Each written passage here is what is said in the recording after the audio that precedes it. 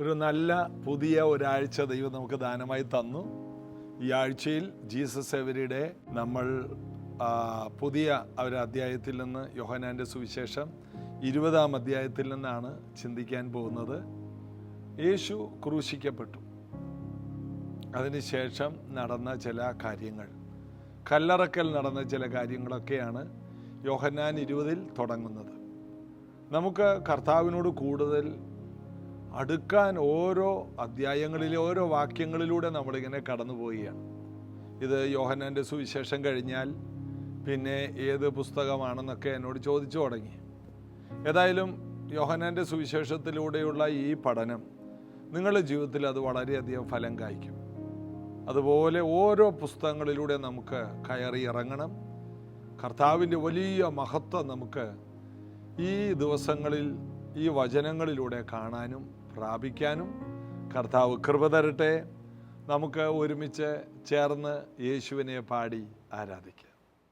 വാക്ക് തന്നവനെ, എന്നും സത്യമായവനെ, നീ വാക്കു മാറാത്തവൻ, നീ വാക്കു മാറാത്തവൻ. വാക്കു തന്നവനെ, എന്നും സത്യമായവനെ, നീ വാക്കു മാറാത്തവൻ, നീ വാക്കു മാറാത്തവൻ. കാലങ്ങൾ മാറുമേ, ഈ ഭൂമിയും മാറുമേ, മനുഷ്യരും മാറുമേ, നീയോ എന്നും മാറാത്തവൻ. കാലങ്ങൾ മാറുമേ, ഈ ഭൂമിയും മാറുമേ, മനുഷ്യരും മാറുമേ, നീയോ എന്നും മാറാത്തവൻ. വാക്ക് തന്നവനെ, എന്നും സത്യമായവനെ, നീ വാക്കു മാറാത്തവൻ, നീ വാക്കു മാറാത്തവൻ. വാക്കു തന്നവനെ, എന്നും സത്യമായവനെ, നീ വാക്കു മാറാത്തവൻ, നീ വാക്കു മാറാത്തവൻ. കാലങ്ങൾ മാറുമേ, ഈ ഭൂമിയും മാറുമേ, മനുഷ്യരും മാറുമേ, നീയോ എന്നും മാറാത്തവൻ.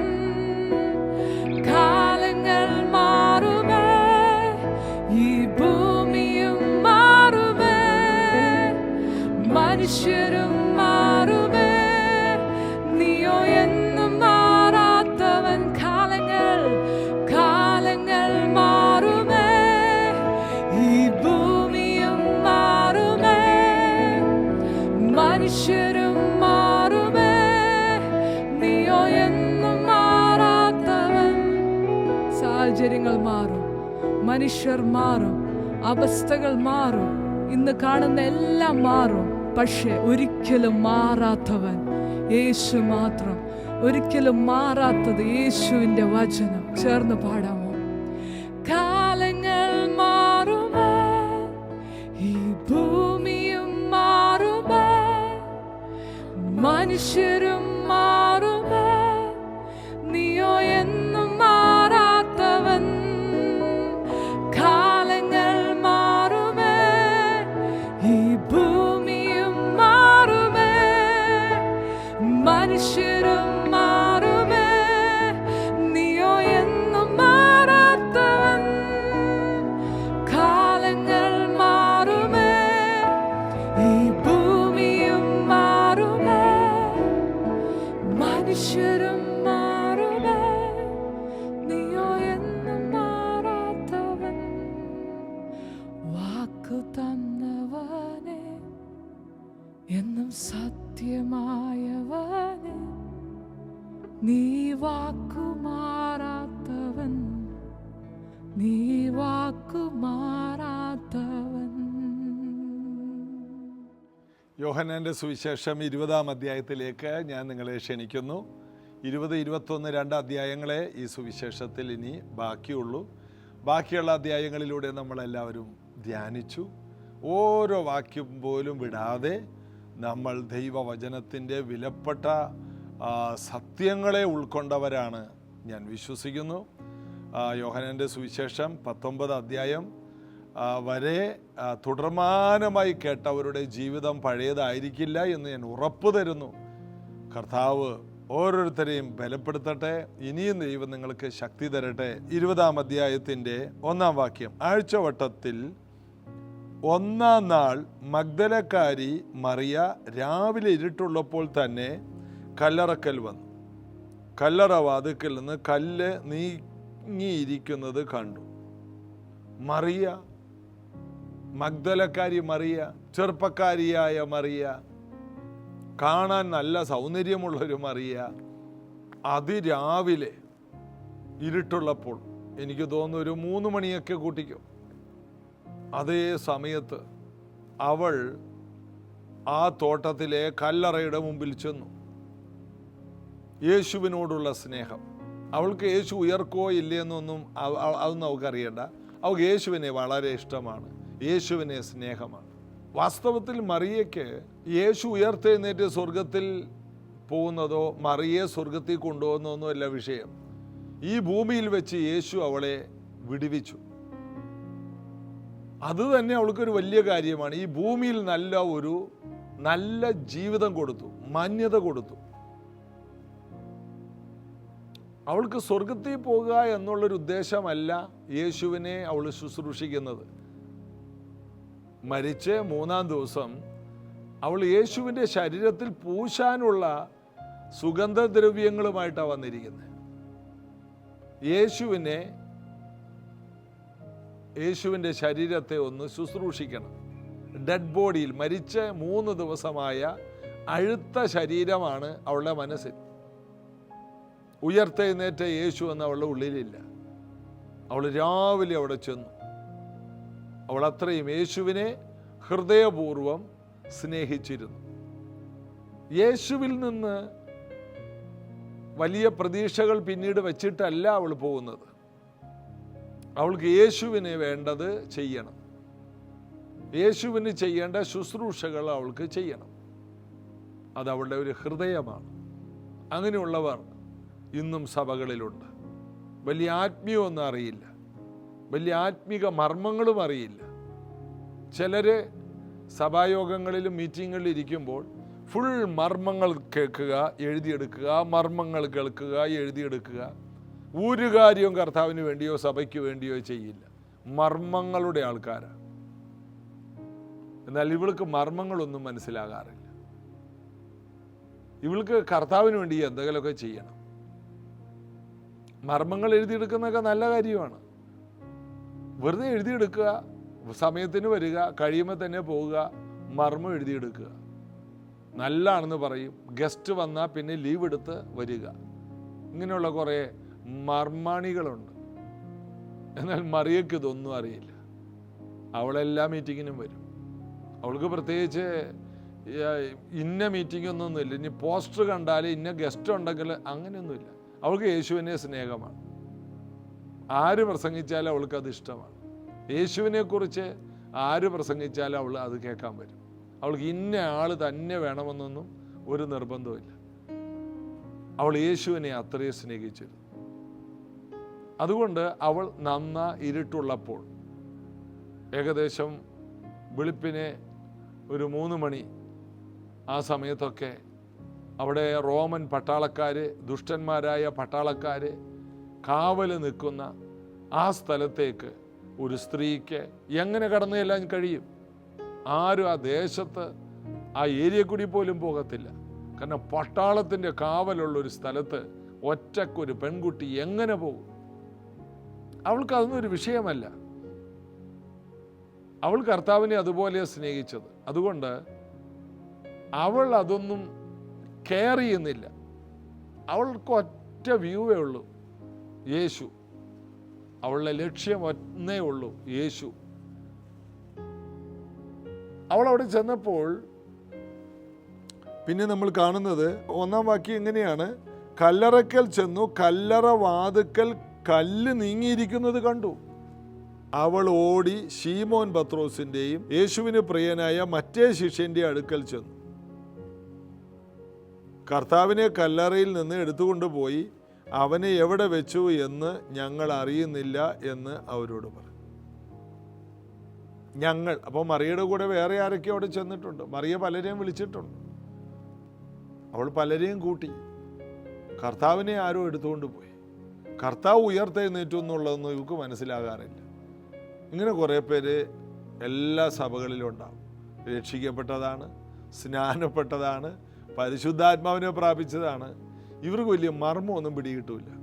കർത്താവ് ഇതെല്ലാം പറഞ്ഞു, ഞാൻ മരിക്കും, യോന കടലാനയുടെ വയറ്റിലിരുന്നത് പോലെ മനുഷ്യപുത്രനും 3 രാവും പകലും ഇരിക്കണം, മോശ പിത്തള സർപ്പത്തെ ഉയർത്തിയതുപോലെ മനുഷ്യപുത്രനെ ഉയർത്തേണ്ടതാകുന്നു, ഈ മന്ദിരം പൊളിപ്പിൻ, 3 ദിവസം കൊണ്ട് പണിയും.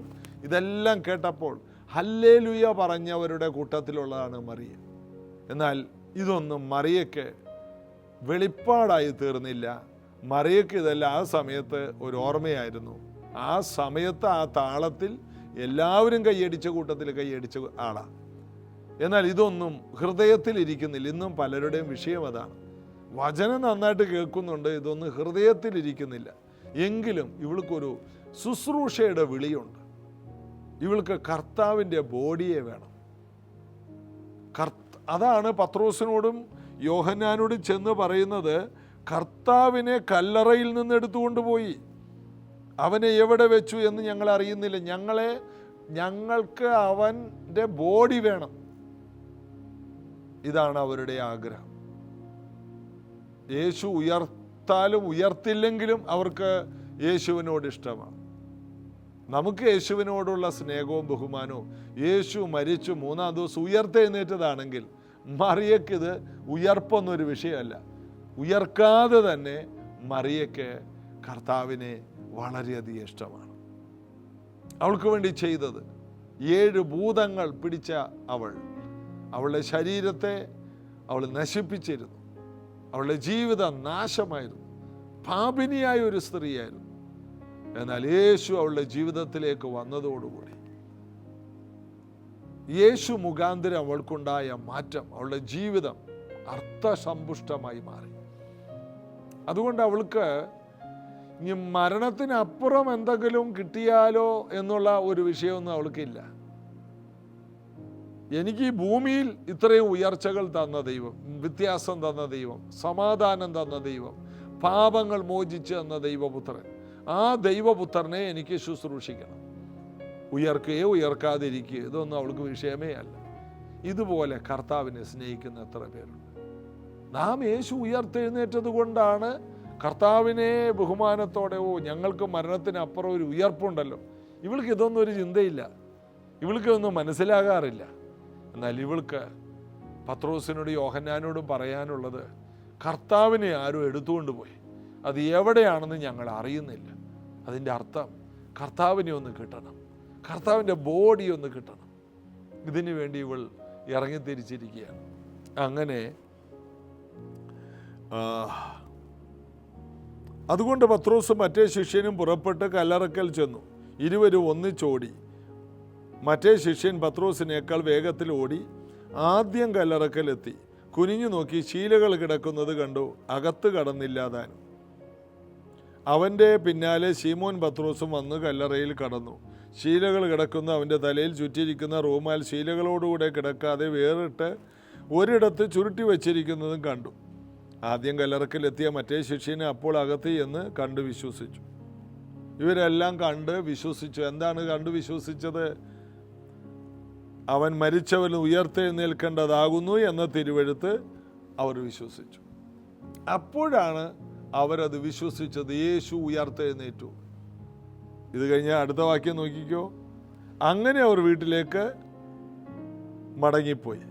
11-ാം വാക്യം. എന്നാൽ മറിയ കല്ലറക്കൽ പുറത്ത് കരഞ്ഞുകൊണ്ട് നിന്നു. അവൾക്ക് ഇതുവരെ വിശ്വാസമില്ല. വിശ്വാസമുള്ളവർ വീട്ടിൽ പോയി. ഇതാ മറിയ അവിടെ കരഞ്ഞുകൊണ്ട് നിൽക്കുകയാണ്. അപ്പോൾ നമ്മൾ പറയും, ഈ പെണ്ണിന് ബോധമില്ല. 2 പേര് കണ്ടില്ലേ, വന്ന് കണ്ട് വിശ്വസിച്ച് അവർ നേരെ വീട്ടിലേക്ക് പോയി. എന്നാൽ മറിയ അവിടെ നിൽക്കുന്നത് അതിനേക്കാൾ ആത്മാർത്ഥമായിട്ടാണ്. എന്നാൽ മറിയ കല്ലറക്കൽ കരഞ്ഞുകൊണ്ട് നിന്നു. കരയുന്നതിനിടയിൽ അവൾ കല്ലറയിൽ കുനിഞ്ഞു നോക്കി. യേശുവിൻ്റെ ശരീരം കിടന്നിരുന്ന ഇടത്ത് വെള്ളവസ്ത്രം ധരിച്ച് 2 ദൂതന്മാർ, ഒരുത്തൻ തലക്കലും ഒരുത്തൻ കാൽക്കലും ഇരുന്നു. എന്നിട്ടും അവൾക്ക് വിശ്വാസമില്ല. യോഹന്നാനും പത്രോസ് ഇതൊന്നും കണ്ടില്ല. അല്ലാതെ തന്നെ തുണി കണ്ടവർ വിശ്വസിച്ച് യേശു ഇല്ലെന്ന് കണ്ടപ്പോൾ അവർക്ക് മനസ്സിലായി യേശു ഉയർത്തെഴുന്നേറ്റു. എന്നാൽ ഇവൾക്കോ കല്ലറ ഒഴിഞ്ഞത് കണ്ടിട്ട് അവൾ വിശ്വസിച്ചില്ല. യേശു ഉയർത്തെഴുന്നേറ്റത് അവൾക്ക് മനസ്സിലായില്ല. വിശ്വസിച്ചില്ലെന്നല്ല, അവൾക്ക് മനസ്സിലായില്ല. അടുത്തത് 2 ദൂതന്മാര് തലക്കൽ ഇരുന്നിട്ട് അവൾക്ക് മനസ്സിലായില്ല. സ്വർഗത്തിലെ ദൂതന്മാര് പോയി ഇരുന്നിട്ട് പോലും അവൾക്ക് ഇതൊന്നൊരു വിഷയമല്ല. അവൾക്ക് കർത്താവിനെ വേണം. ബാക്കിയുള്ളവർക്ക് കർത്താവ് ഉയർത്തെഴുന്നേറ്റല്ലോ എന്നുള്ള സമാധാനമാണ്. എന്നാൽ ഇവൾക്ക് കർത്താവിനെ തന്നെ വേണം. അടുത്തതും ശ്രദ്ധിച്ചേ നിങ്ങൾ. അവർ അവളോട്, സ്ത്രീയെ, നീ കരയുന്നത് എന്ത് എന്ന് ചോദിച്ചു. എൻ്റെ കർത്താവിനെ എടുത്തുകൊണ്ടുപോയി. അവനെ എവിടെ വെച്ചു എന്ന് ഞാൻ അറിയുന്നില്ല. എൻ്റെ കർത്താവിനെ എടുത്തുകൊണ്ടുപോയി.